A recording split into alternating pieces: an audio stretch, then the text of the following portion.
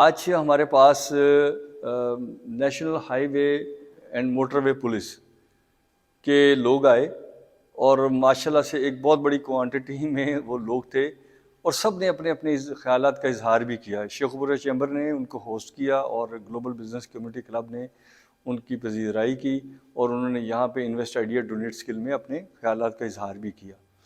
اور سب سے بڑی بات یہ ہے کہ نیشنل ہائی ویز کے اوپر اور موٹر وے کے اوپر ہم دیکھتے تھے کہ ایک دم کوئی بندہ آ جاتا ہے اور اسے وائلیشن کرتے ہوئے روکنے کی کوشش کی جاتی ہے تو اس کے نتیجے میں ایکسیڈنٹس بھی ہوتے ہیں اور اس ایکسیڈنٹ میں پولیس والے کو بھی نقصان ہوتا ہے, اس بندے کو بھی نقصان ہوتا ہے, یا پیچھے والا بھی اس کے اوپر گاڑی ہٹ کر دیتا ہے. تو ہم نے اس کے اوپر بات کی اور thank you very much national high way police اور موٹر وے پولیس, FWO اور NHA کا کہ انہوں نے ان چیزوں کو کنسیڈر کیا اور ایک لیٹر ایشو کیا جو ہمیں بھی آیا کہ آج کے بعد ہم روکیں گے نہیں بلکہ ITS سسٹم لگائیں گے جس میں اگر وائلیشن کرنے والا جو ہی اپنے ٹال پہ پہنچے گا تو اس کو پینلٹی بتا دی جائے گی یا پھر اس کے ٹوکنز میں لگ جائے گی. تو اس سے ایک بہت انسانی جانوں کو بھی بچانے میں فائدہ ہوا. اور جو اسمارٹ اپنے آپ کو سمجھتے تھے کہ انہوں نے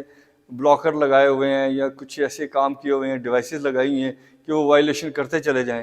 وہ بھی تھوڑے سے سمجھدار ہو جائیں گے اور چیزیں سیدھی ہو جائیں گی.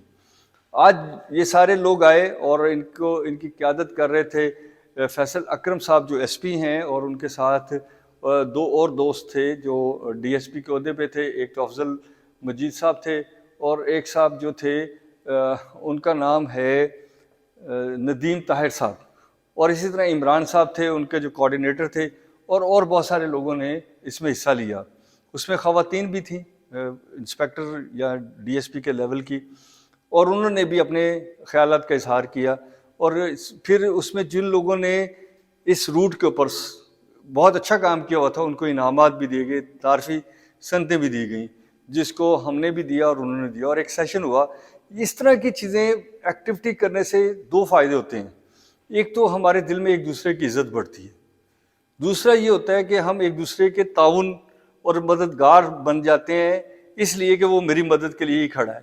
جب ہم یہ سمجھ جائیں گے کہ جو پولیس ہے وہ سسٹم کو مینیج کرنے کے لیے کھڑی ہے تو ہمارا ان کے ساتھ کوآپریشن بھی بڑھے گا, اور اگر ہم وائلیشن کریں گے اور وہ ہمیں روکیں گے تو ہمیں برا بھی نہیں لگے گا. تو یہ ساری چیزیں اسی طرح پولیس والوں کو پتہ چلے گا کہ لوگ ہمیں ایک محبت سے دیکھتے ہیں, ہمارے کام کا احترام کرتے ہیں اور ہمیں قدر کی نگاہ سے دیکھا جاتا ہے. لیکن اس کے ساتھ کچھ اور ایشوز بھی ہیں.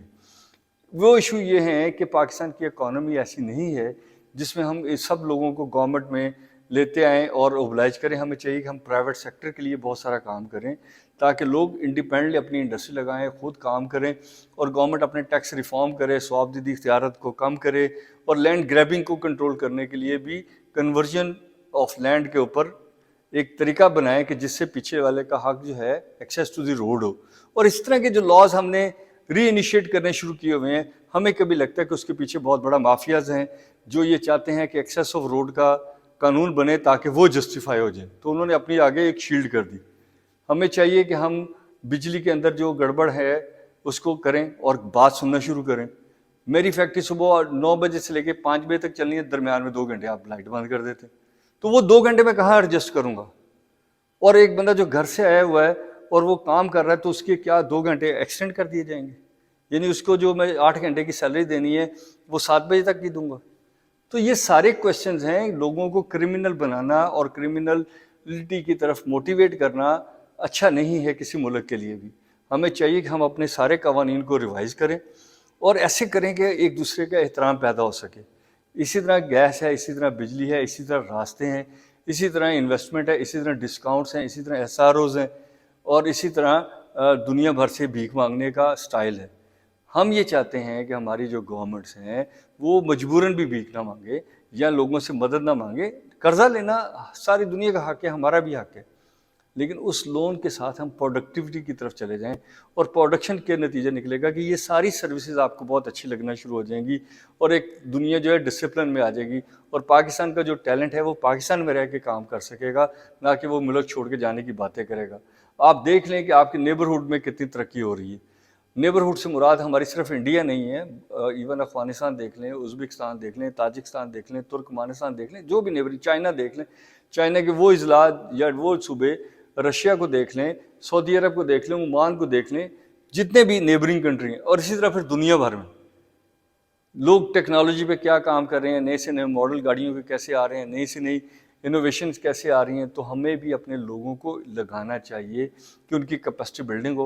اور وہ معاشرے کو پے بیک کر سکیں،